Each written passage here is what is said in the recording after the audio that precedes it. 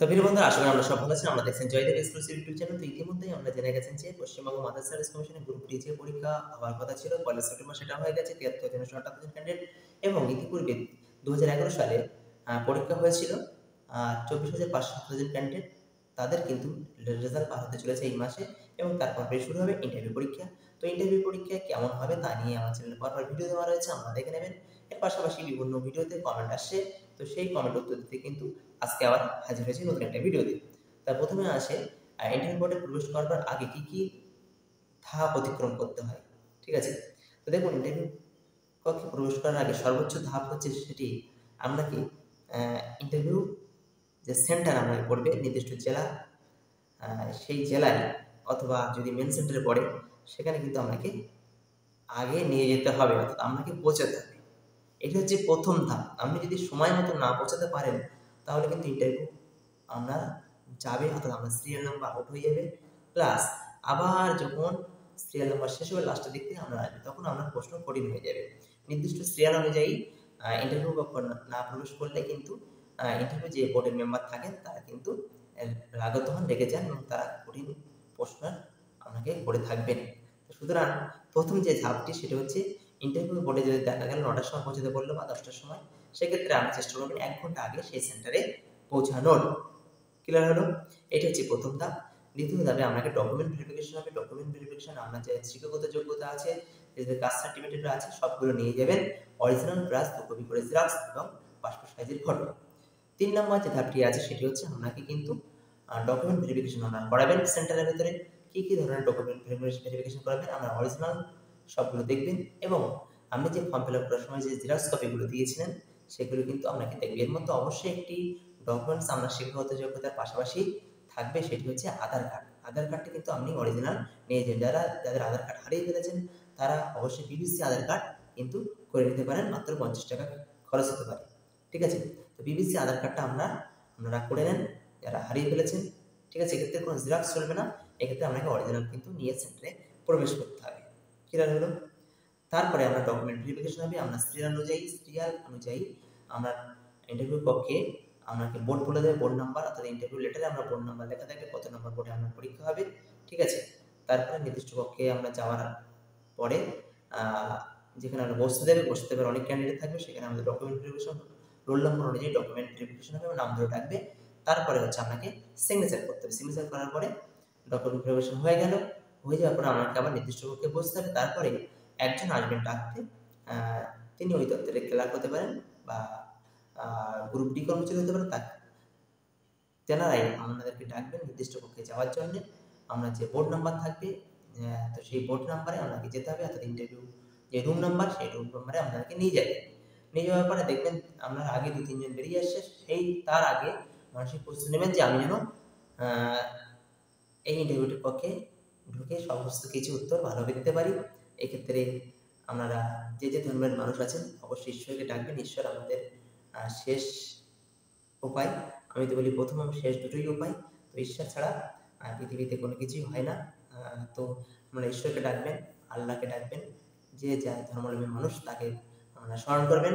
অবশ্যই পরীক্ষা আমাদের ভালো হবে। তো এই হলো ধাপ। তো ধাপগুলো অতিক্রম করার পরে আপনাকে ইন্টারভিউ কক্ষে প্রবেশ করে ইন্টারভিউতে আপনার বিভিন্ন ধরনের প্রশ্ন করতে হবে, অর্থাৎ প্রশ্নের উত্তর দিতে হবে, করতে হবে না। আপনারা প্রশ্ন করুন, আমাকে ইন্টারভিউর বিভিন্ন প্রশ্নের উত্তর দিতে হবে। ক্লিয়ার হলো?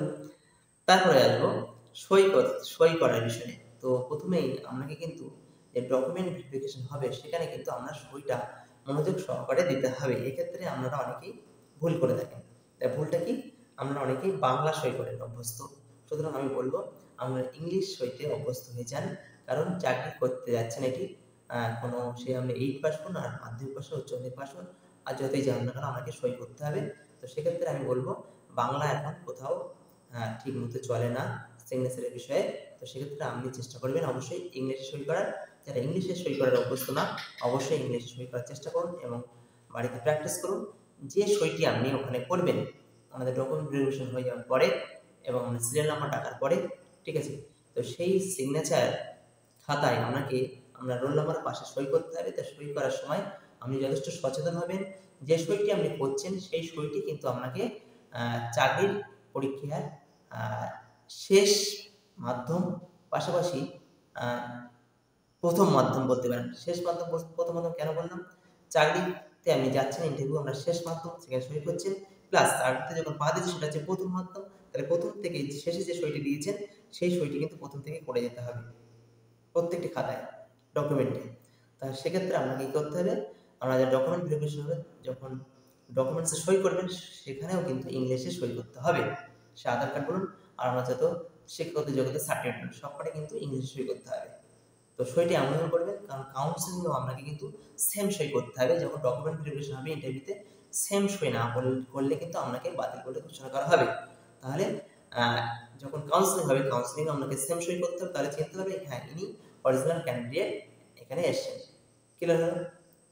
তারপরে যখন আপনার কাউন্সিলিং হয়ে যাবে, তা আপনার বাড়িতে রেকমেন্ডেশন লেটার আসবে, পাশাপাশি আপনি যে মাদ্রাসায় চাকরি করবেন তো সেই মাদ্রাসায় কিন্তু রেকমেন্ডেশন লেটার আসবে। আসার পরে আপনাকে পোস্ট অফিস থেকে একটা লেটার আসবে। সেখানে যখন পোস্ট অফিস থেকে যিনি চিঠি দিতে আসবেন, সেখানে কিন্তু আপনি যে সইতে সই করেছিলেন ইন্টারভিউ বোর্ডে, সেই সইটা এখানে আপনাকে কিন্তু অবশ্যই করতে হবে। তারপর চাকরিতে জয়েন করার দিনেই আপনাকে কিন্তু সই করতে হবে অনেকগুলো ডকুমেন্টসে। আপনাকে ফিঙ্গারপ্রিন্ট নেবে, 5টি আঙুলের ফিঙ্গারপ্রিন্ট, অর্থাৎ ফিঙ্গারপ্রিন্ট বলতে আধার কার্ডের মতো না, আমরা হাতে কালি লাগিয়ে খাতা রয়েছে, সেই খাতায় আপনাকে কিন্তু হাতের ছাপ দিতে হবে। ঠিক আছে? তো হাতের ছাপ দিতে 5টা আঙুলের হাতের ছাপ দিতে হবে। তারপরে আপনাকে সই করতে হবে এবং আপনাকে জয়েনিং রিপোর্ট লিখতে হবে, কীভাবে জয়েন করছেন, কত তারিখে জয়েন করছেন, কী গ্রুপে জয়েন করছেন, সমস্ত কিছু কিন্তু আমাদের জয়েনিং রিপোর্ট আকারে লিখতে হবে। আমি অবশ্যই পরে জানিয়ে দেবো আপনাদের ইন্টারভিউতে সফল হওয়ার পরপরই। তো লেখার পরে আপনারা কিন্তু সেটি ওখানে জমা করবেন, অবশ্যই সিগনেচার করতে হবে নিচে।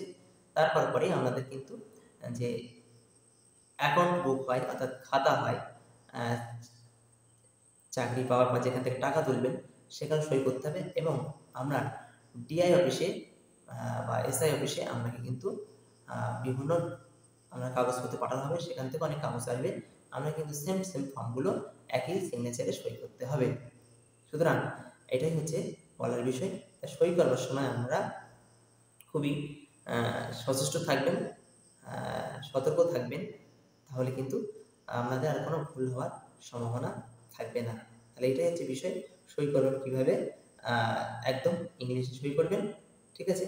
পাশাপাশি ডকুমেন্ট ভেরিফিকেশন ঠিকঠাক করবেন, সেখানে একই সই থাকবে এবং ইন্টারভিউ বোর্ডে প্রবেশ করার পরে আগে কী কী ধাপ অতিক্রম করতে হবে। এর পাশাপাশি বলে রাখি, ইন্টারভিউ বোর্ডে আমাদের কিন্তু 4 জন মেম্বার থাকবে, বোর্ড মেম্বার।